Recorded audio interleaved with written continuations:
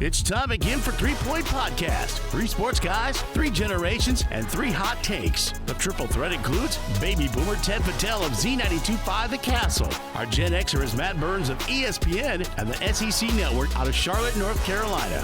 The millennial man is Jared Patel of Bally Sports Detroit. Comments and questions can be sent by email to 3pointpod@gmail.com. Follow 3 Point Podcast on social media at 3 Point Pod. The fellows will get it rolling right after this from our partners. As we gear up for another exciting fall sports season, Dr. Albana will again host a Monday walk-in clinic to evaluate acute orthopedic sports injuries for adolescent and high school athletes. Dr. Albana, orthopedic and sports medicine surgeon at Memorial Healthcare, will be assisted by certified PA Tara Rakoski and certified athletic trainer Alan Getzinger. Whether you're dealing with sprains, strains, bruises, or any other athletic mishaps, Dr. E and his highly skilled team can get you back on your feet and back in the game. The clinic will be held every Monday through October 16th from 9 a.m. to 3:30 p.m. at Memorial Healthcare Center for Orthopedics on North Shiawassee Street in Owasso. For more information, call 989-541-BONE or visit memorialhealthcare.org. Jacobs Insurance Agency has served Shiawassee County and the surrounding area since 1977. Just like 3 Point Podcast, they've had 3 generations. Gary Jacobs Sr., Gary Jacobs II, Brian Jacobs, and Noah Jacobs working for you. Jacobs Insurance Agency is a big supporter of our area schools and our sponsor of the Prep Spotlight, with offices in Waterford and in Owasso on M21 just west of Home Depot. Stop in or go online to jacobsinsurance.com to get a quote or get your questions answered by one of their industry pros. Insure everything, local, independent, and trusted. It's the Jacobs family working together to protect yours. Jacobs Insurance Agency.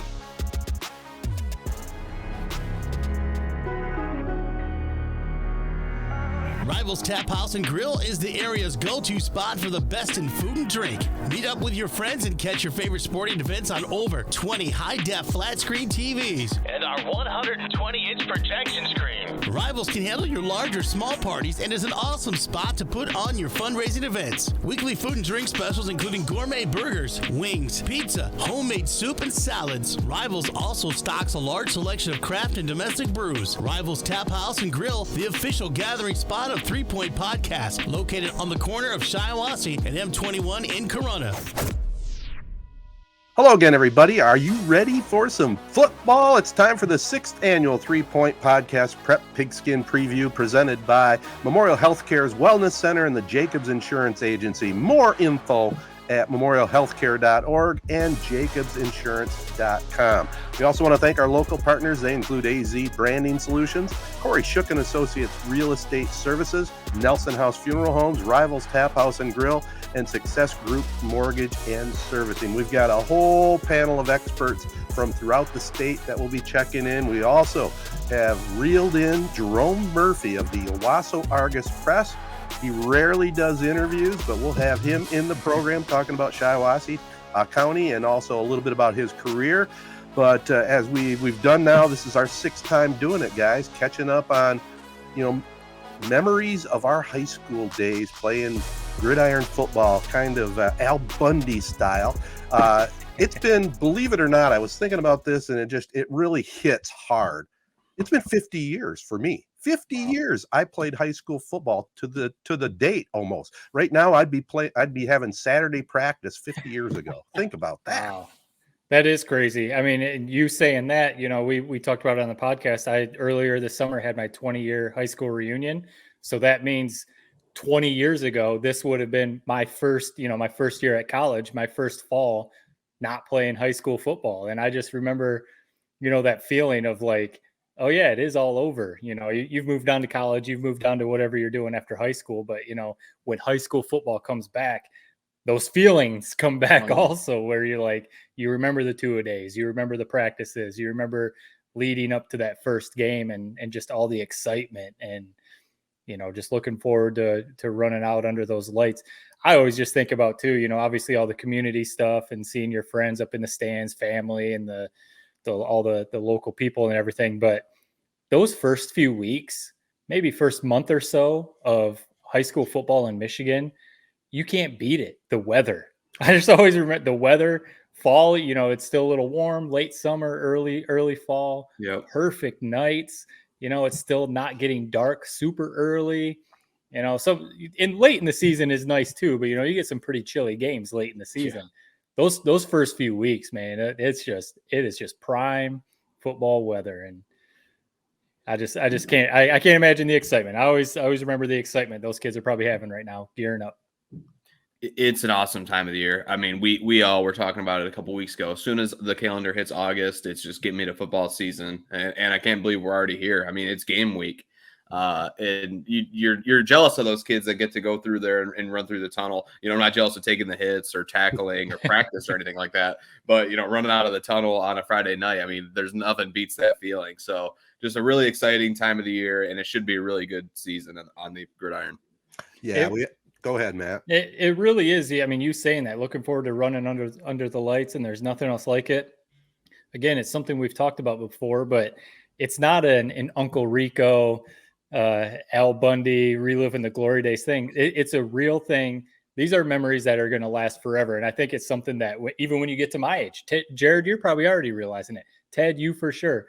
At my high school reunion, what were some of the things that were brought up? High school football. And, some of the guys that I played with, some memories come up, some stories.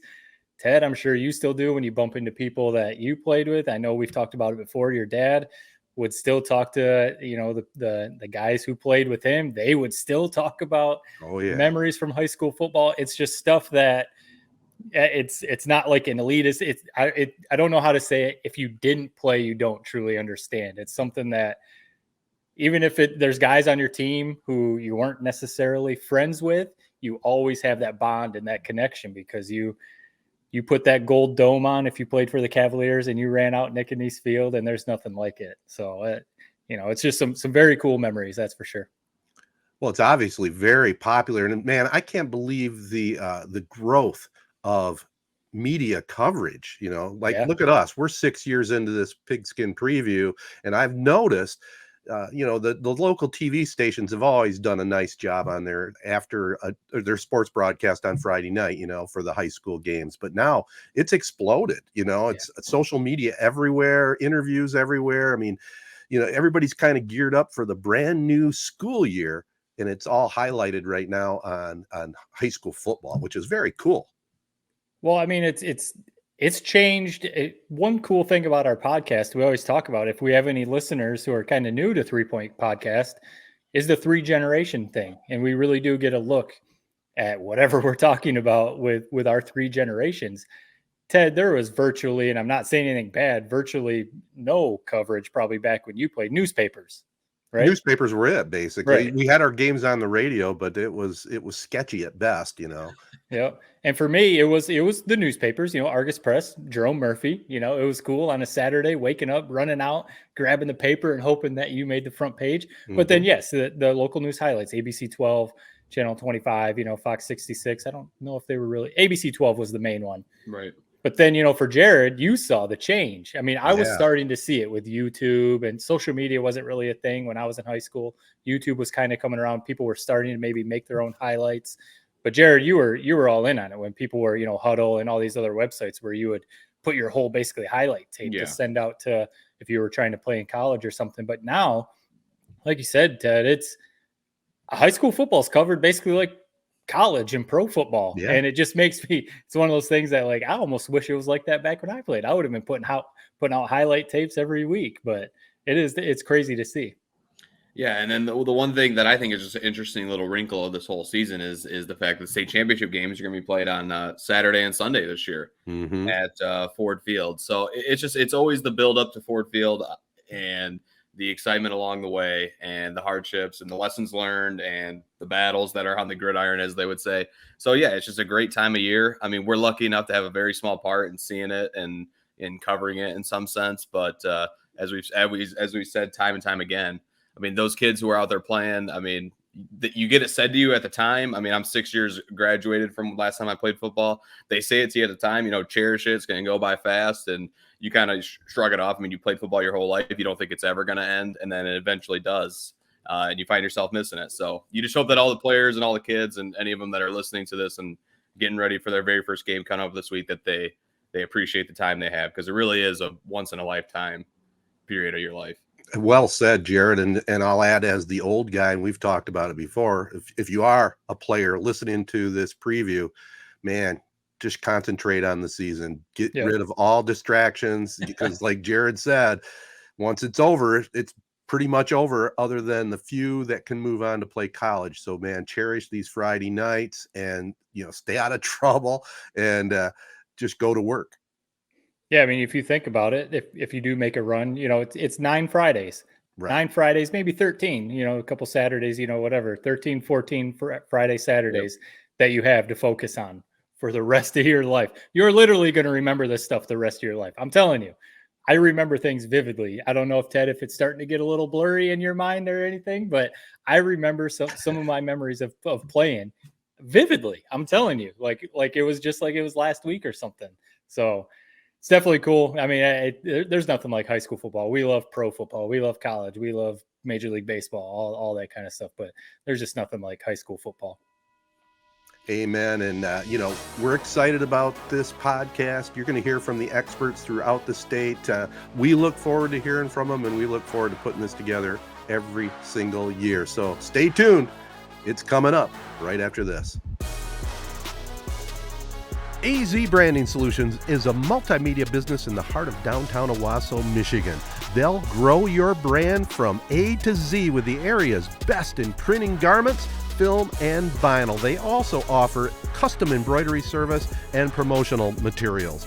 AZ Branding Solutions is much more than a print shop. Spread your brand message with their expertise in web design, video production, and graphic design. They can also help you with social media and audio visuals, including podcasting. Get details online at info@azbiz.com. Give them a follow on Facebook and the other socials. Grow your brand with AZ Branding Solutions. Success Group Mortgage and Servicing is Shiawassee County's only licensed mortgage broker, lender, and servicer. That means you get exclusive products not found anywhere else. If you are looking to purchase a home or refinance a home in Florida, Hawaii, or Michigan, stop what you're doing and give Success Group Mortgage and Servicing a call. 989-720-4380. That's 989-720-4380. Hey, what's going on, everybody? I'm Brandon Green with ABC 12. I am the sports director. We have the debut of the Highlight Zone this Thursday. But before we get into the season and everything, I wanted to give the 3 Point Podcast just a little bit of a rundown of what to expect this season. And we're going to start with players to watch. The first one you have to watch out for is A.J. Hill out there in Davidson. He's a running back. He missed the end of last season with the MCL sprain, but he's back and he looked really good in the practice I went to. He was really productive last year. Also a player for the Cardinals is Carter Harriman. He's like their Ray Lewis, Luke Kuechly type of linebacker. He's just the quarterback out there. And then I really like the twins out there in Corunna and Wyatt and Tarek Bauer. That QB and wideout combo is something that the Flint Metro League had to deal with last year, and they're going to have to do that all over again. Then up there in Heritage, wideout Braylon Isom. He dominated the SVL last season, not only on the offensive end, but he plays both sides of the ball on the defensive end as well, and I expect the same thing this season. Okay, let's dive into some teams to watch. Of course, you always have to keep an eye out there on Frankenmuth. For the third year in a row, they'll be starting a new quarterback, though. This time, it's Jack Rich. And I saw them scrimmage in Lothrop and the Eagles there. They didn't skip a beat. In Corunna, those two twins are something different, like I said before. And a lot of people expect them to take that next step and be in the Flint Metro League Championship game this year. And also another team that you have to keep your eye on is Hamady. They had an historic season last year, and they're going to try to win the GAC for the third year in a row. And Jacoby Booth, yeah, he's a beast. Okay, now let's dive into some storylines. Who is going to win the Saginaw Valley League? Grand Blanc, Mount Pleasant, Davidson, Heritage, Midland, and of course Lapeer are all in the mix to take the crown. Then out there in the MMAC, Durant, are they going to take a step back this year or a step forward? They lost a ton of talent, from last year, but they just finished up over the summer a new state-of-the-art weight room that I had the chance to go into. It is beautiful. They had a lot of kids in there pumping iron and getting stronger for this season. Keep your eye on Goodrich. Last year, they had a magical run, made it all the way to Ford Field, won the Flint Metro League. But can they do it all over again? Or do they take a step back? Because that's the difference between a team that's a Cinderella and somebody that's here to stay. We can't wait to see what the Martians do this year. But that's going to do it for our look at the high school football season. Don't forget to tune into the Highlight Zone. This Thursday, we also have an hour-long season preview that's going to air at 7 on Wednesday, where we went to 21 different schools this year to bring you all the content. Can't wait for that to drop, and don't forget about the Fan Zone either, where we pick out the best student section. But I'm Brandon Green, ABC 12. Thanks for listening. Hi, this is Brian Calloway of the Lansing State Journal. As it comes to Greater Lansing, and look at some of the players to watch include Nakia Makri from Hazlitt, Javon Thomas from East Lansing, and Kason Carswell from Mason. Amakri is a very dangerous player. As a running back for Hazlitt, he's committed to Bowling Green. Now, he made a big splash last season at the Battle at the Big House when he returned a couple of kicks for scores, and was just a dangerous special teams player, but also a very talented running back and a defensive back and a big piece for Hazlitt. We also have Javon Thomas, as I mentioned. He's committed to Eastern Michigan.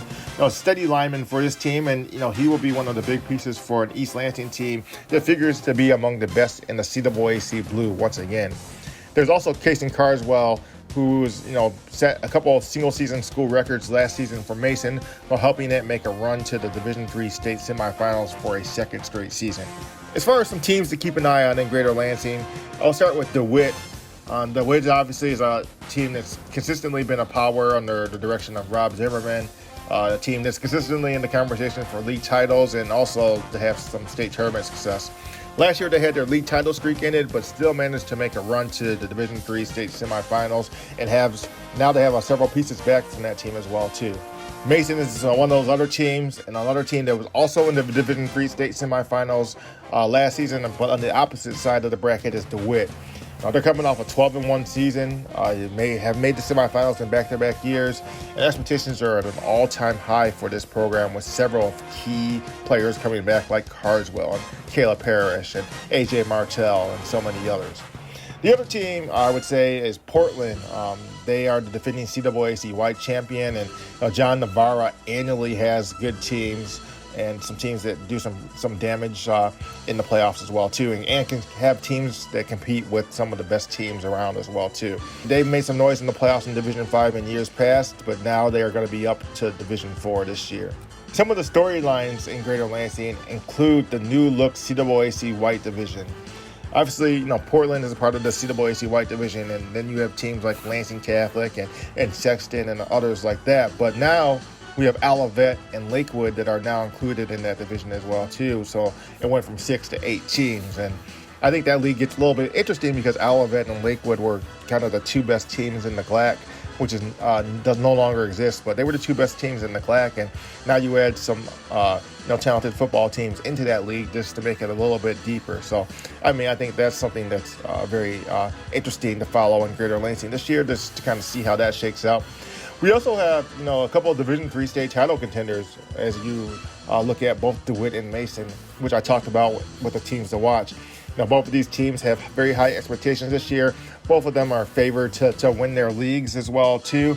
And both of them actually play each other this year as well too, which kind of creates a game of the year feel in Greater Lansing. And it's a week 2 matchup between these teams. Are playing at DeWitt, and it should be an exciting matchup between some teams that have a lot of talent and have very high expectations for the season.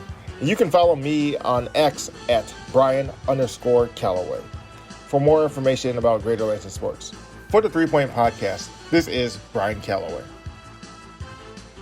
I'm Jason Hutton from Fox 17 in Grand Rapids. We have the Blitz every Friday night at 10:55. The first 2 weeks we're going to be on Thursday nights at 10:55. We're on social media, on X at Fox 17 Blitz. We have a Facebook group, Fox 17 Blitz.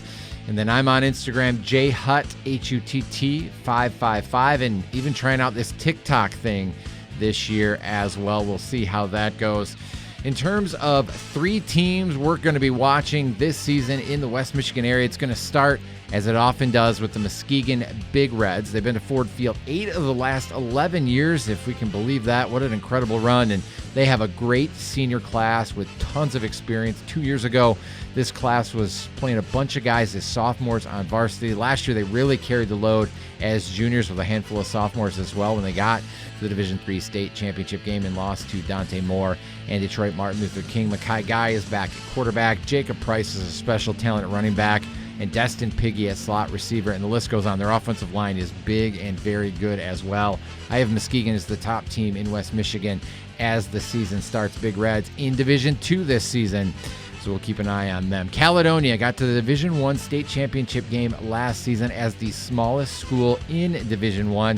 They are now back in Division II, where they usually are. And yes, they return an outstanding quarterback in Mason McKenzie, who's off to Saginaw Valley State. They also lost all their receivers, but they returned some offensive linemen, and they returned 2 Division I players in senior running back and safety, Brock Townsend, who is committed to Central Michigan University, and senior H-back and outside linebacker Derek Pennington Jr., committed to Western Michigan University.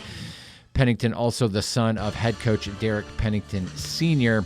Look for the Fighting Scots to be really good. They do have to figure out the quarterback position. They have a junior in Brody Betzer who's competing for that job. He's a really good passer. Be interesting to see how that goes, but their ability to run the football and play defense is going to be really good. They did not win the OK Red last year, finishing second to Rockford, but then beat the Rams in the playoffs. And that brings us to our 3rd team, and that's Rockford. Every year, that's a team to watch in the West Michigan area. The Rams have won 4 straight OK Red championships. They've won 23 straight regular season games. In fact, 4th-year head coach Brent Cummings has never lost a regular season game, but they did lose that district final at home by 1 point to Caledonia. But the Rams have 100 players on varsity. Now, they only returned 7 starters, but 2 of them are Ryan Ahern, who as a junior started at both running back and linebacker. He was also a starter as a sophomore at linebacker. He's going to be a guy to watch. Isaac Poot is a junior who started last year as a safety and also was big in the return game. He's going to play a little offense this year as well. But with 100 guys, it'll be only those 2 going both ways. Rockford opens the season at Muskegon on Friday night. Going to be a ton of fun there. All right, 3 players to watch. Forest Hill Central's the team that went to Ford Field a year ago, and they've got a senior named Ty Hudkins, who is a safety and a wide receiver for them. He is committed to Northwestern in the offseason. Just not a big guy, but a really big hitter for his size. And then I think this year is going to be special on offense as well, because a really talented kid when they get the football to him. Another guy to keep our eye on, Kellen Russell Dixon, a senior running back and corner at Grand Rapids Catholic Central. Now, he started for the Cougars as a sophomore in the state championship team at corner, played a little bit of running back that year, but really took the bulk of the carries last season as a junior. And boy, he brings the physical to opponents. Not big, but he is tough to tackle, and there's not a lot of people that want to tackle him. He also has really good speed.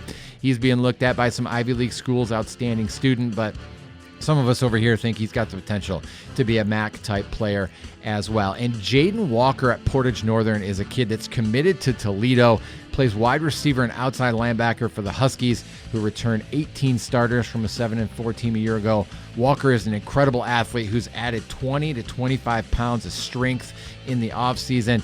Defensively is where he really shines, but he's so good that he can make plays offensively as well. He's committed to Toledo, but I'm told that there's a lot of other D1 schools still very interested in him. 3 storylines we're following this year in the Grand Rapids area. How about almost all of the teams from this side of the state that made it to Ford Field last year are changing divisions? We had 5 teams go to Ford Field last year. 4 of them will be in a different division than they were in a year ago. Only South Christian in Division 4 remains, but we talked about Caledonia going from Division 1 to Division 2, Muskegon from Division 3 up to Division 2, Forest Hill Central goes from Division 2 down to Division 3, and then West Catholic, the state champions, in Division 6. The Falcons will play D5 this year, and that means a likely district showdown with Grand Rapids Catholic Central. Big rivalry there, and what should be a fabulous game when we get to November. How about the strength of Division 2? You know, in years past, we would say on this side of the state, Division 2 has the fewest teams that have a chance to make a run, but that is no longer the case.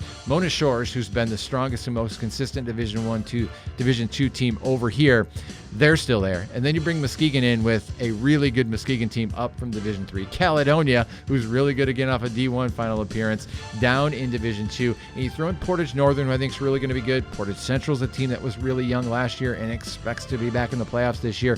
Byron Center, Lowell, Reese Puffer. There's a lot of really good Division II football teams this year, and I can't wait to see how that all unfolds as the season progresses.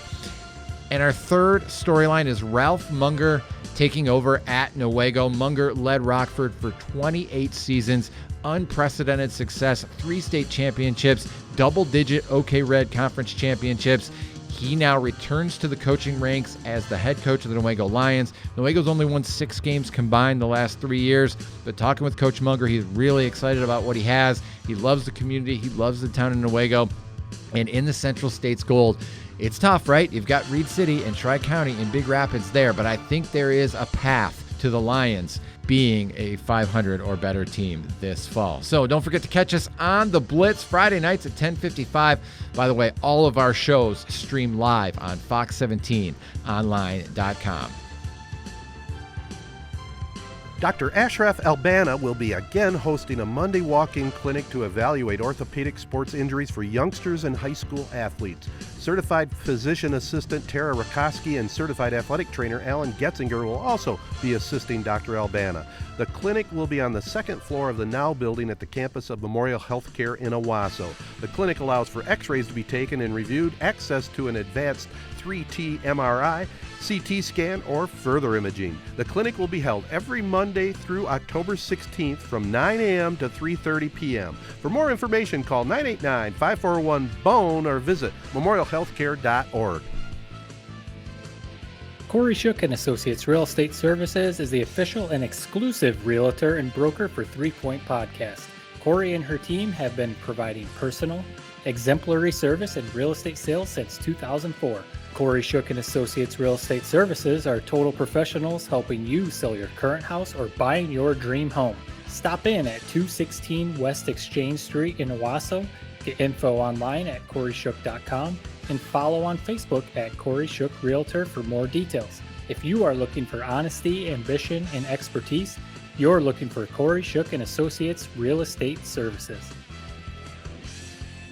Hey everyone, this is Sam Ali, Sports Director at Mid-Michigan Now. Let's get started with 3 teams to keep an eye on in the Mid-Michigan area. Number 1, Corunna. They made my list last season and for the 5th straight year improved their win total, led by the Bauer brothers, Wyatt and Tarek, who already helped the Cavs win a state title in track. Corunna has high hopes in 2023. Number 2, Lapeer.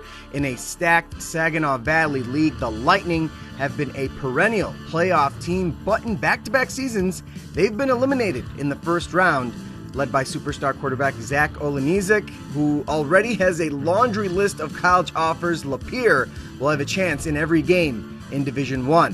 And finally, Heritage, back to the SVL for the Hawks, who abused scoreboards across Mid-Michigan last season. Miami of Ohio commit Braylon Isom might break some state records at wide receiver this upcoming season, and that could lead to a deep run for Heritage. All right, how about we put a spotlight on 3 local players. First, it's Brandon's Drew Hickmott, the ultimate Swiss Army knife. Hickmott rarely comes off the field for his team and finished with 1,000 yards receiving last year, and he puts the student athlete with a 4.3 GPA, which is helping him get some looks from Ivy League schools. Second, Mount Pleasant's Logan Borodachuk, the future CMU Chippewa, has the college commitment out of the way, so he'll be looking to lead a very talented senior class on a deep run into the Division III playoffs. And third, Linden's Monte Keener. This guy is huge, 6'7", 225 pounds, and who knows how much bigger he got over the summer. He'll be playing Division I football at Rutgers next year, but for now, he wants to help the Eagles prove that last year's 7-3 finish, their best in 6 years, was not a fluke. And now, 3 storylines to watch for this season. Number 1, who will come out of Division 5. This is going to be fun. The Grand Rapids teams will likely be on top of the polls, but don't forget Frankenmuth, Corunna, Hamady, Standish Sterling, and of course, the defending champs Gladwin. Last year proved, don't sleep on the Flying G's. Number 2, new teams in Division 8. As if it wasn't already crowded enough, several established programs are coming to D8, including Division 7 powerhouses New Lothrop and Ithaca. Ubly has been searching for that elusive state title recently, but it looks like the road got even harder for the Bearcats. And number 3, the new championship schedule. The state titles will be decided on Saturday and Sunday to accommodate the Michigan State-Penn State game. Will this create any issues for teams? For example, if too many Catholic schools make it and only 4 can play on Saturday. Highly unlikely, but you never know. For more Mid-Michigan sports coverage, follow me on Twitter and Facebook at Sam Ali Sports. For the 3 Point Podcast, I'm Sam Ali. Hello, I'm Brady Beaton of GetStuckOnSports.com. We cover the Blue Water area, and here's what to look out for this year. My 3 players to watch have to start with the belly button. Belly Groppe of Croslex put up huge numbers last season despite missing about half the games due to injury. He runs hard, he runs fast, and he should help the Pioneers have a smooth transition as they welcome in a new coach in Mike Holes. After waiting a couple seasons, Marine City's Parker Atkinson will be at the forefront of the Mariner offense this year. Atkinson has been a great piece to use the last couple of seasons when the focus has been on some of the older players. But with Atkinson now a senior and a captain, expect Darren Letson to use him the same way you see Deebo Samuel used on Sundays. My final player to watch this season will be Marysville's Carter Sakuchi. This young man passes the eye test and has the numbers to back it up. A weight room warrior, Sakuchi has opposing coaches singing his praises. The biggest concern with Carter is keeping him on the field for all 9 weeks, something he has yet to do as a varsity player. But if he can stay healthy, paired with Marysville's offensive line, it could be a star-making year for the Viking running back. More on those big hog mollies up front in a moment. My 3 teams to keep an eye on start in Port Huron on the north end of town with the Port Huron Northern Huskies. They lost their Eastern Michigan defensive lineman in Luke Fletcher, and they will have to replace a 3-year starter at quarterback in Dylan Bloink. Sounds like the returning MAC Blue Champs are a regression candidate, right? Well, not so fast. The PHN Huskies will return a glut of young talent. Starting under center, Ty Fletcher is now the full-time starter after filling in last year for a few games when Bloink went down due to injury. It always helps a young quarterback when they have weapons around him, and there might not be a more explosive player than sophomore Amir Moreland. You'll see Amir on offense, defense, special teams, and no matter where he is on the field, opposing teams will have to take note of him. Pair that with other returning talents such as Nick Schrader on the offensive line. Linebackers Austin Heck, Jack Bennett, Cam Haryu will play in the defensive backfield, and a myriad of other players. Many people, myself included, are high on the Huskies in 2023. The next team to look out for is Northern's crosstown rival from the south side of town, the newly named Red Hawks of Port Huron High. I didn't include these 2 in the players to watch because I thought it may have been cheating to do a 2-for-1, but both quarterback Amari Holler and tailback Gavin Troy could easily end up being the player of the year in our area. Holler, a 3-year starter as the Port Huron quarterback and a 4-year varsity letter winner, has finally started to get some recognition from the college ranks, picking up offers from Michigan Tech and Northwood as of this recording, with many sure to follow. Pair him up with Gavin Troy and you'll be hard-pressed to find a better 1-2 punch. Troy is as explosive as they come. Given an inch and he'll take it to the end zone. Did I mention that both Holler and Troy are a couple of the Red Hawks' best defenders as well? Those 2 alongside 2-way lineman Noah Mayuri, and you have a 3-headed monster that not many in the area can match. And I would be remiss if the final team to look out for was not the Marine City Mariners. Marine City has been the standard bearer in St. Clair County for the past 2 decades, and it's because they don't rebuild, they reload. Every time the Mariners lose a very talented player, the question is always, how will Marine City be without this player? What will they do? Well, they just seem to figure it out. Last year, both captains, quarterback Jeff Heslop and running back Zach Tetler, missed large portions of the seasons due to injuries. So what did the Mariners do? They bring up freshman Lincoln Osterlin to step in at quarterback, and he calmly runs the Mariner offense, all while handing it off to newcomer Paul Muscat, who managed to tear up defenses whenever he stepped on the field.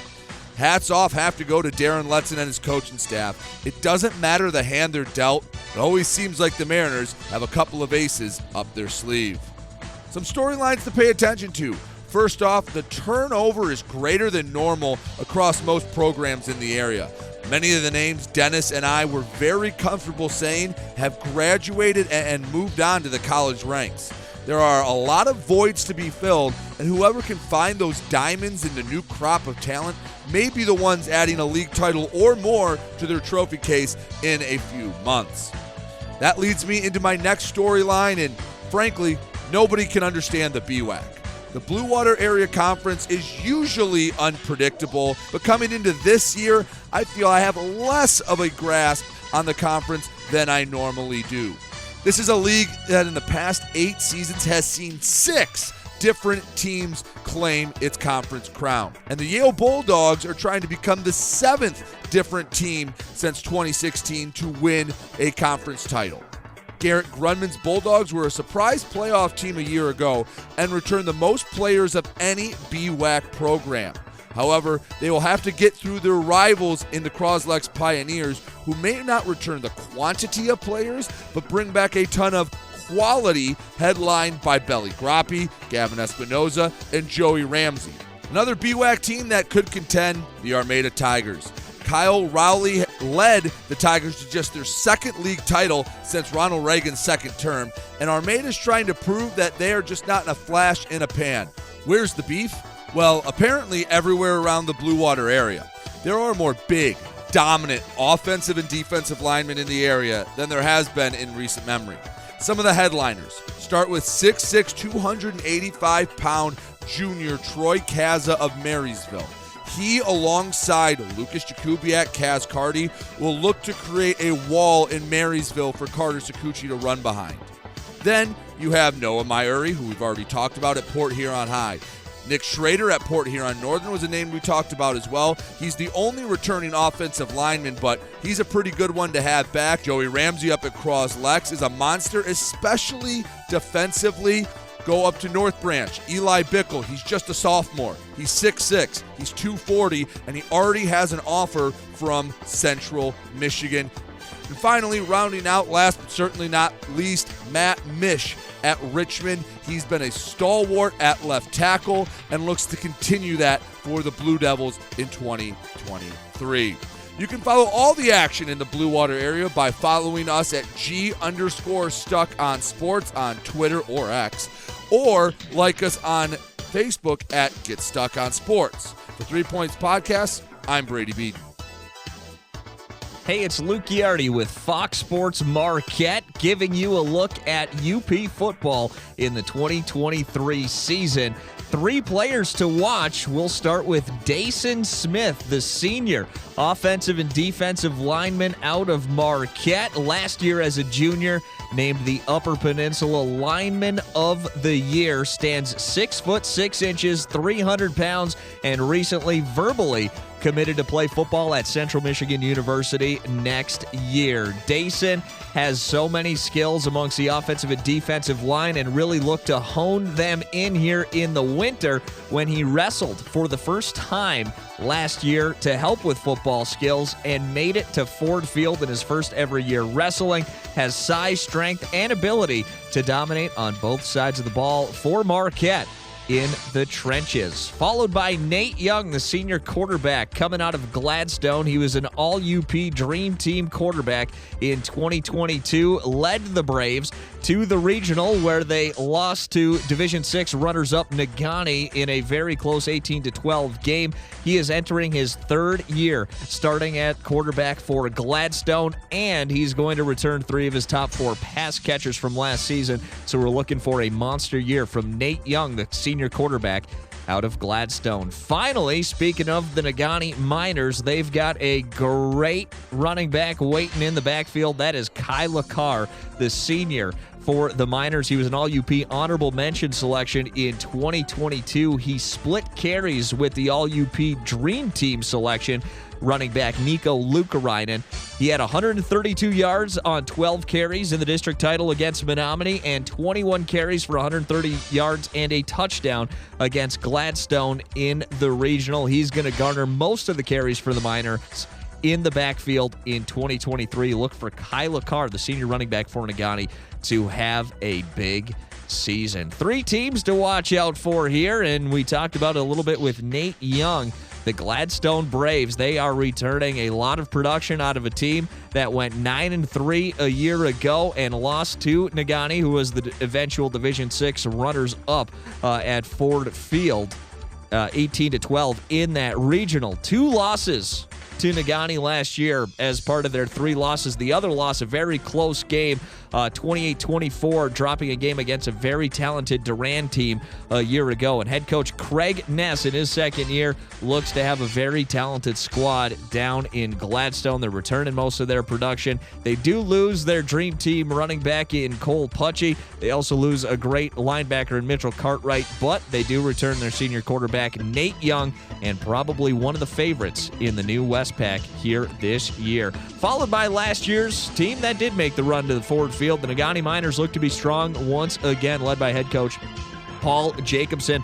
Last year, 13-1 overall. The D6 runner-up lost to Grand Rapids West Catholic at Ford Field. They did lose a lot of senior leadership, a lot of great players, but they returned some key pieces, including a man who I just mentioned, the All-UP honorable mention running back Kyla Carr, but also junior quarterback Ty Jacobson started for the Miners as a sophomore last year. Look for those two to be very strong on the offensive side of the ball for the Miners, and they look to have a strong and stout defense once again. And of course, this list would be incomplete without taking a look at the North Central Jets. Head coach Leo Gorzinski has led the Jets to 3 consecutive 8-player Division II championships.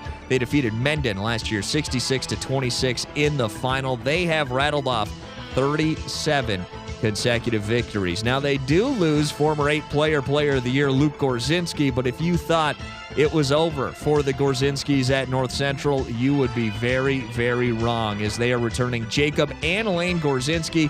Looking at that final in the win against Mendon, Jacob Gorzinski had 8 rushes, 130 yards, 1 touchdown, 1 passing touchdown. Lane had 8 carries for 90 yards and a touchdown. Look for the Gorzinskis to be making some noise in 8-player football again this year for the North Central Jets. And finally, 3 storylines to look out for here in the UP. As we've seen in college football, conference realignment really starting to hit home here in the Upper Peninsula. Marquette, Escanaba, Sault Ste. Marie all making a football-only move to join the Big North alongside Petoskey, Gaylord, Alpena, and Cadillac. And Kingsford, Menominee, Gladstone, formerly of the Great Northern Conference, they will be headed to the Westpac here this year. So we're down to 2 11-player conferences in the Upper Peninsula. Second storyline we're looking for, can North Central continue their dominance? Of course, we just talked about it. 37 straight wins, 3 straight 8-player Division II titles.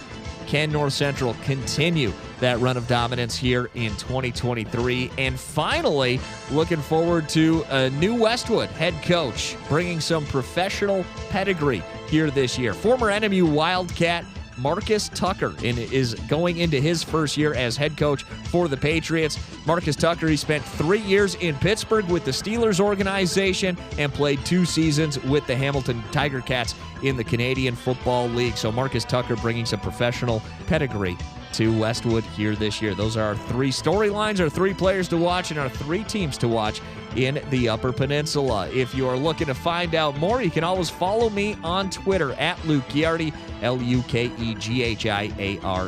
And for Fox Sports Marquette covering the UP, I am Luke Giardi on the 3 Point Podcast. All right, guys, this is Jared Patel, 3 Point Podcast, covering the Detroit area. I got a lot to talk about, not a lot of time to do it, so I'm going to jump right into my 3 players to watch. Number 1, it is number 1 at Cass Tech, Corey Sadler Jr. He's just a sophomore this year, but last year as a freshman, he really burst onto the scene. Just the definition of electric. He plays all over the field. Wide receiver, running back, returns kicks, returns punts. He's the definition of an athlete. And this year, we're going to be able to get to watch him from behind center. He's going to be able to play wherever he wants at the next level. He already has an offer from Alabama. But let's just appreciate this guy on Friday nights while we still got him playing in downtown Detroit at Cass Tech. It's going to be a lot of fun to see him take on the PSL competition this year at quarterback. Number 2, Zeke Marshall out of Southfield A&T. Quick story about this guy. So sorry if this goes a little bit long. Last year, game number 1 against Cass Tech. It's a tied ball game, 35 seconds left. They're on their own 1-yard line. He's about to get sacked for a safety, which would then make them have to punt it back to Cass Tech. He smartly, one of the smartest plays I've ever seen, fumbles the ball so that Cass Tech recovers it, scores a touchdown. Southfield A&T gets the ball back with 30 seconds on the clock. He huddles the guys around him in the huddle, says, you know what, we're going to march down the field. We're going to score. He does exactly that. He is impressive, man. He ends up winning the game for Southfield A&T last year. He's a really impressive player, really impressive leader, blazing fast, great athlete, committed to Kansas. He's going to have a little bit of work to do with Southfield A&T this year to try to get over that hump and make it to Ford Field, but their offense is going to be electric. He's got a lot of weapons. Tashi Braceville, Xavier Bowman, Juwan Jarrett, 3 Division I wide receivers out of the perimeter catching passes for him. So he's going to be a guy to watch in that Mr. Football competition. Number 3, another quarterback, Bryce Underwood, Belleville. I mean, how do you not talk about this guy? He literally has maybe the best resume going right now of any player through their first 2 years of high school football in the state of Michigan. 2 state titles, 2 incredible seasons where he's lit it up on everybody, including 2 huge performances in both of his state championship games last 2 years. He's the number 1 junior in America right now. What more do you have to say about Bryce Underwood? He could possibly go for a 4-peat if he keeps playing at the level that he is right now. So Belleville and Bryce Underwood, he's going to be a lot of fun to watch this year. That's my 3 players. Let's move on to my 3 teams to watch. Speaking of Bryce Underwood in Belleville, they are my number 1 team to watch. They have to be. It's been a crazy kind of couple years for them. They've won 2 state titles, but they've had 3 coaches during that time. Now Kelvin Norman, formerly of Detroit Cody from 2008 to 2018, takes the reins, but they are loaded with talent. A lot of Division I players all across the board. 2 notable guys that I already pointed out. 1, Bryce Underwood, but fullback and linebacker Jeremiah Beasley, committed to Michigan. Just an absolute monster up the middle. The one question about this team with a new head coach, can he keep it on the tracks? I think they will. And with a guy like Bryce Underwood behind center, I'd be shocked if anybody ends up beating them in Division I. Moving on, number 2, it's Warren De La Salle, most notably Dan Roan. They have a big hole to fill in Cincinnati quarterback and former 2022 Mr. Football Brady Drogosh moving on at quarterback. They beat Forest Hill Central, if you remember, 52-13 in the championship game last year. But I don't know much about Warren De La Salle. There's a lot of unknowns, like I said, a lot of holes to fill. But what I do know is Dan Roan is returning, and he's currently up to 6 state titles. I knew Warren De La Salle was a bit of a sleeping giant. If the right coach got in there, and Dan Roan, you couldn't ask for a better coach to be in that position. He could get up to 15 state titles if he stays there for the rest of his career. So as long as he's there, Warren De La Salle is always going to be a team to watch in this area. And finally, I mentioned Corey Sadler Jr. Let's talk about Cass Tech. They lost last year to Belleville in OT in the semifinals. New quarterback in, replacing Fair State commit LaShawn Mumfield, and that is Corey Sadler Jr. Marvin Rushing is in his 3rd season, still looking to win that big one. Just like Belleville, though, they're loaded with talent. Every year they reload. Just to name a couple of the guys, Cassius Sivers, stud defensive back, and numerous other guys as well. PSL is always tough, and they're going to be battle-tested. And if any team is going to hope to knock off Belleville, it's going to have to be Cass Tech behind their electric quarterback, Corey Sadler Jr. So those are my 3 teams to watch. Let's get into my 3 favorite storylines. All right, my 3 storylines this year. Let's start with Southfield A&T, which I talked about a little bit with Zeke Marshall. I'm going to reiterate the amount of talent they have on the offensive side of the ball. Tashi Braceville, wide receiver, going to Toledo. Xavier Bowman, another wide receiver. Tons of Division I offers rolling in.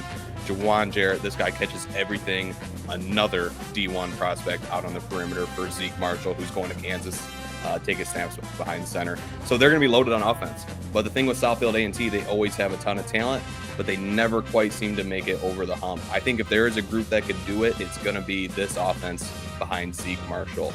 So the big storyline to watch here, can Southfield A&T finally put all the pieces together and make a run at Ford Field? I think this is the year they could do it. They're going to need their defense to step it up a little bit. They're going to need great offensive line play. We already know they have the skill position players. It's going to be fun to watch and see if this is the year they can finally get it done. The second storyline, a new era at Detroit Catholic Central. Justin Live and Die for CC High. Sasante is the new head coach in football. Torrey Jackson from Grand Blanc last year is now the head coach of the basketball team. They're clearly making the effort to bring a little bit of juice to the sports program. What I know about Justin Sasante, great defensive guy. He's CC High through and through. Won a state title there back in the day. Won national titles with Brian Kelly at Grand Valley State as a player. If anyone can get them back to what they were, it's going to be Justin Sasante, and I think they're going to be able to do that. Maybe not this year, but over the course of the next few years, I think they're going to get themselves back to the DCC football we know. Finally, last storyline of the day. I know you guys are getting sick of hearing from me. New head coach of West Bloomfield, Zach Hilbers. West Bloomfield is what I would call a sleeping giant, similar to what we saw with Dan Roan at Warrendale South. You get the right coach in there, that program is going to go. And I think Zach Hilbers is that guy. You know, for all the success West Bloomfield's had over the last 3-4 years, including a state title, they've had 3 coaches in 4 seasons. I think Hilbers, who's a West Bloomfield guy through and through, is the guy to keep them on a steady track, provide some stability to that program that sees a lot of talent come through. One of those guys, Brandon Davis Swain, a Colorado commit, defensive lineman, just a stud. I think they have the right guy for the job to provide some stability to their program and make them a problem for years to come. So Zach Hilbers, how will his career play out at West Bloomfield? I can't wait to see it. All right, guys, my name is Sheriff Patel. You already know me, 3 Point Podcast. That's the Detroit area. Nelson House Funeral Home's #1 goal is to serve the families in our area. The Nelson House staff are proud to serve our local community with reliability, integrity, and compassion. Unique service representing unique lives, ensuring your loved ones receive the honor and celebration they deserve.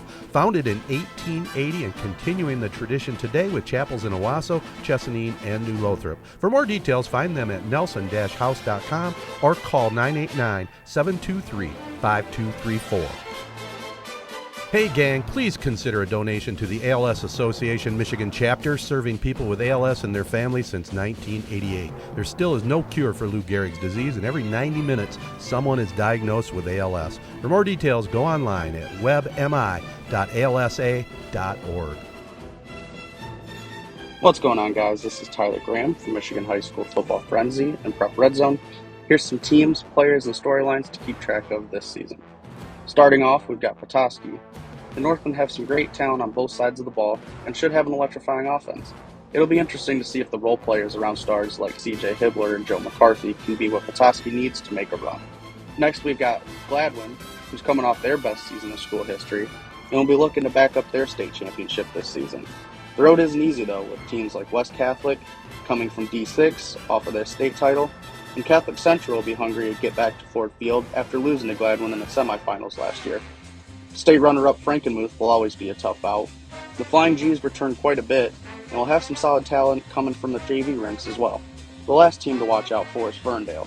They've been implementing a new offensive system, and they've been working hard in the offseason to get bigger, faster, and stronger in the weight room. There's been a big shift in culture in Ferndale, and I think that should show in 2023. Next up, we've got a few players to keep an eye on, such as Wyatt Lesney from Milford. Wyatt is a 4-sport athlete at Milford and one of the best linebackers in the state. If he has another outstanding year, he's going to end up with some offers at the next level. Next one to keep an eye on is Connor O'Rourke from Matawan. Connor is a 2-way starter, a receiver, and a defensive back. At receiver, he can stretch the field, go up and get it, and rack up the yards after catch. Defensively, he can shut down receivers, high points the ball for interceptions, and gets a lot of pass breakups. Matawan could have a pretty big year behind his big play ability. Last, if you're looking for explosive plays, look no further than Haslett's Nakai Amakri. He was able to return a kick and punt return for touchdowns last year to start the season when we saw him against DeWitt. Since then, he's picked up an offer, committed to Bowling Green. Nakai will be a fun one to watch and should keep Haslett in a pretty good position for a conference title. A few storylines to note would be teams like Ithaca moving down from D7 to D8. You'll remember that Ithaca was just a D5 power not too long ago. The Jackets returned quite a bit this year, and it'll be interesting to see how they stack up against teams like Ubley and Ottawa Lake Langford. Also, watch out for D4 as a whole. Returning state champ Grand Rapids South Christian will have to hold off some pretty incredible teams, including Country Day, Portland, Harper Woods, Goodrich, Whitehall, and more to defend that state title. It's one of the most wide open divisions in the whole state. It should be a blast to watch over the coming weeks. For everything Michigan High School football, come follow me over on X at MICHFBFrenzy and on Instagram at MHFB_Frenzy. Thanks to the 3 Point Podcast for having me back on. Stay on the lookout for me to be on your team sideline this fall. Hope to see you all there. Hi guys, this is Cannon from Goose Boot, and here's 3 storylines I'll be following this Michigan high school football season. 1. The Detroit Catholic League. The Detroit Catholic League is always home to some of the toughest football in Michigan, but this fall it's going to get even tougher as 4 new schools join the league. 3 of those schools are from Toledo, Ohio. They're all Catholic schools, and they'll be joining the league's highest classification, where they'll play against the likes of Orchard Lake St. Mary's, Detroit Catholic Central, Brother Rice, and Warren De La Salle. The 4th school is perhaps the most interesting addition.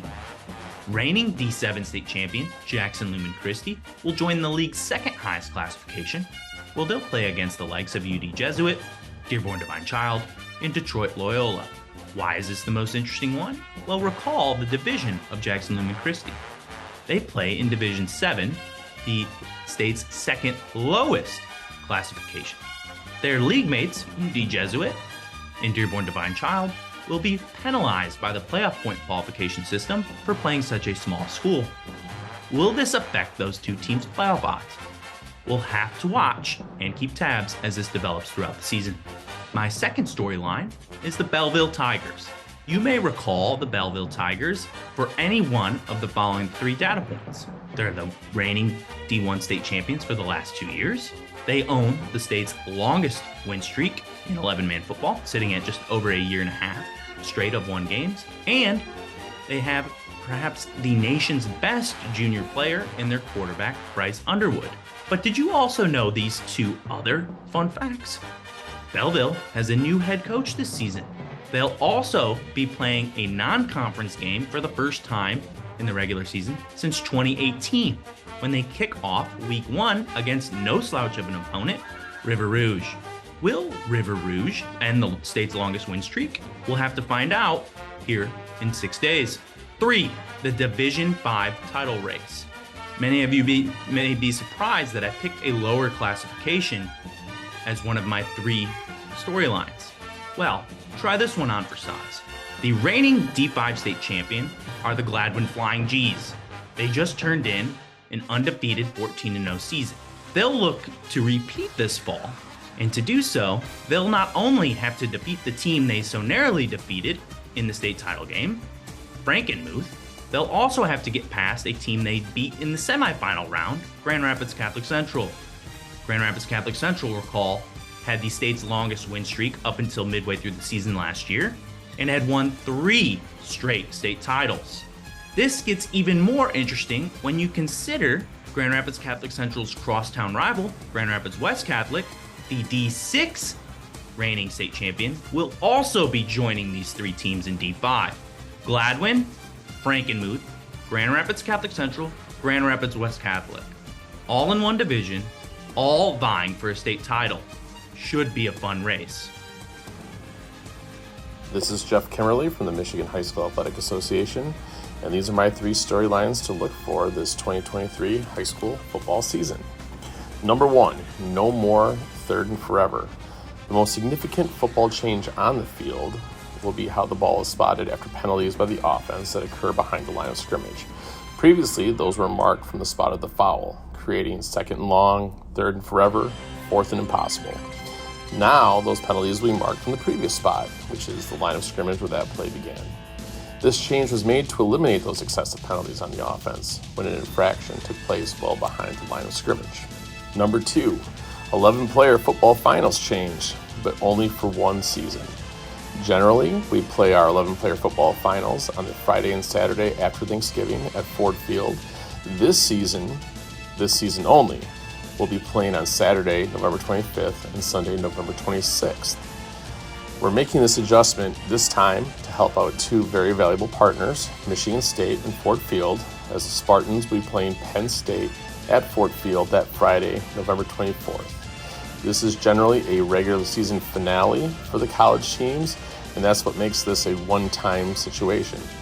Next year, 2024, the college football schedule is slated to end 1 week earlier. Number 3, new opponents available. For the first time, Michigan teams will be able to play anyone else in the United States. as long as those games are played in Michigan and in the contiguous states of Illinois, Indiana, Ohio, Minnesota, or Wisconsin, or in the Canadian province of Ontario. There's only one Michigan team taking advantage of this possibility this fall. Detroit Cass Tech will be playing an opponent from New Jersey at Youngstown State in Ohio, but I have a feeling you'll see this much more in the future. Follow us at the MHSAA on X, formerly known as Twitter, at MHSAA, and follow us on Instagram at MHSAA Sports. For 3 Point Podcast, this is Jeff Kimmerly. Well, next up on the podcast, a guy we've been wanting to talk to for quite a long time, and, you know, we want to do a look at Shiawassee County, the Argus Press readership area, a look at what's in store this coming fall in football, and why not get the man, the myth himself, Jerome Murphy from the Argus Press, join us. Jerome, first of all, thanks. Well, thank you. I appreciate being here. You know, I know we talked about getting me on here for a few months. So, yeah. And you finally made an appearance. And we want to talk a little bit about your career, but first of all, let's talk about some of the teams, some of the players we want to watch here in Shiawassee County. Where would you start? Well, I would probably start at Corunna myself because the two Bauer twins are two of the players that sort of stand out to me. They're both really impact players, and this will be their senior season, and they're going to be going to Saginaw Valley, I believe. I think they've signed they haven't really signed anything yet, but the verbal commitment right at the moment. And Wyatt, obviously they're identical twins, right? And Wyatt plays quarterback, and Tarek plays wide receiver, and Wyatt had an outstanding season last year, right? I think 19 touchdowns, one interception. Yeah, one interception. And he ran for over 1,000 yards. He passed for over 1,000 and he rushed for over 1,000. And they had quite a season. 8-3, I believe. Yeah, I mean, they're looking to make a deep run this season as well. You know, we know Corunna is going to be good, especially if they stay healthy. Jay Nettington's a stud at running back, and they're loaded in the skill positions. You know, the big key, and we've talked about it before. Jared, you can attest to it being a former quarterback, and Matt, you played ball as a wide receiver. That line, offensive and defensive line, is very important. Offensive and defensive line, and then, like we've said before, just kind of getting lucky and staying healthy. I think that's a big thing. Like you said, everything is there. Talent, experience, coaching, all of that is there. Now you just got to hope you can stay healthy and be prepared and let the rest kind of play out for itself. So the Cavaliers have everything right there. That's for sure. Yeah. It's going to be a fun year in the county for sure. Corunna. Hey, Jerome, I got a quick question for you kind of as we've gone through the years. Uh-huh. Do you ever miss the old MMB conference? Is that something you wish would come back around?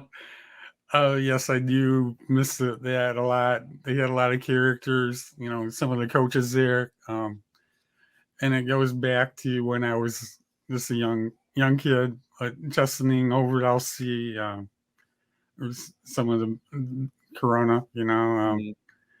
I just miss that a lot, but that's where it all started, you know, as far as what I'm concerned. But some pretty great rivalries there for sure. And speaking of that's probably back in the day. I was going to ask you, Murph. I remember growing up and playing Turf the Murph was something that I looked forward to. I mean, I'm telling you, I look forward to that every weekend. I would pull that Argus Press open. I would probably look at the Owasso cinemas, see what movies were playing, and then I would fill out my Turf the Murph. And of course, I'd always pick Corunna to win. I would always pick the Lions to win. Yep, I just gave away hundreds and hundreds of movie passes, and I literally I kept that place in business. You know, I enjoyed doing that, and we've had many incarnations of that contest, and we'll still have that this year again. It's this Pigskin Picks. Yeah. But I've won that a couple of times. I haven't been the greatest picker in the world, but I've had some fun with it, you know. Question is, Matt, did you go to the movies a lot, Matt? We went to the movies a lot. I mean, that was just something you did as a kid growing up in Owasso, Corunna. You know, Friday night, Saturday night, if you weren't going to a football game or a basketball game, you were going to the movies or going roller skating. But I rarely got to the free passes because I was one that every week it was Corunna, Michigan, and the Lions, and not picking Michigan State. Those four or were always happening. So I didn't win very much. I was going to ask you, Murph, though, kind of along those lines, how cool is it for you to kind of reflect back on your career and think about, I mean, you did cover some of my playing days, Jared's playing days, not Ted's. Ted was a little before your time, but kind of reflecting on your career and all the communities and all the good players and teams and all that kind of stuff that you've covered over however many years you've been doing it. It just seems a little bit odd because it doesn't seem like I've been doing it for 34 years, you know, and before that I worked at the Independent for maybe 2-3 years part-time, and then I went to Richmond, Michigan, and I was the sports editor there for 3 years, and then I finally came back. I got a call from Gary Webster. He said that the sports writer that they hired only lasted a couple of weeks, so he told me to come down back home again, and it didn't take me too long to get here. So I've always been an Owasso native, and I enjoyed coming back and working with Gary Webster and Tony Hornis. And like I say, 34 years, that's a lot of years and a lot of teams and a lot of players, and that's one of the things I enjoyed about it, is working with the players and the coaches. And we've had a few state champions, not too many in boys basketball, but we've had some in girls basketball and, football. Track and field and football. With New Lothrop. Yep. Chesaning won a couple of years, 1998 and 2001. New Lothrop won a couple of times. So those are probably some of the big highlights. And of course, Owasso winning the softball state championship in 2021. And I'm looking forward to the last football season coming up. Yeah. Yep. So what's been your favorite part of your job over the years, Jerome? What is it that keeps you coming back? That's a good question. You know, I just enjoy being around sports and being around the athletes. And I enjoy writing, but I don't really particularly like the deadlines too much. And the weekends are pretty much taken up. So I think I'm ready for a change anyway. But I enjoy photography a lot. And it's been a fun run, you know. I can't complain about anything really. You know, if you talked about some of the state championships and some of those highlights, what about personally? Do you have a favorite, game or column that you wrote? Anything that really stands out at the top for you? I can't really name one particular thing. I'm just thinking about the state titles in football.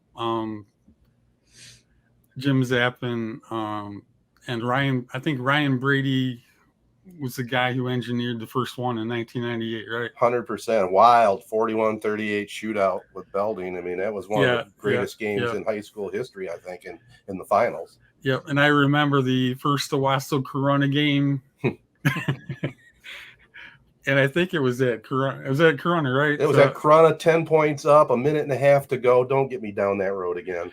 The funny thing was I left the game early because I oh no, deadline time. I thought Corona had this game won, and then they did too. It was maybe a minute and a half left. Minute and a half left. Like I said, Corona's up 10. Owasso scores, kicks an onside kick. Corona recovers it, but there was a penalty.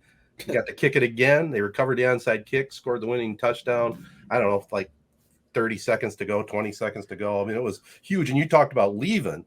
I've always talked about this. I can't tell you how many people did exactly what you did and listened to the final call on the radio on Z92.5. And just goes to show you better not leave too early, especially when those teams are involved. That's right. And I can remember the first time I heard about the outcome was when Tom Harkman called me with the stats for the game. And he said, okay,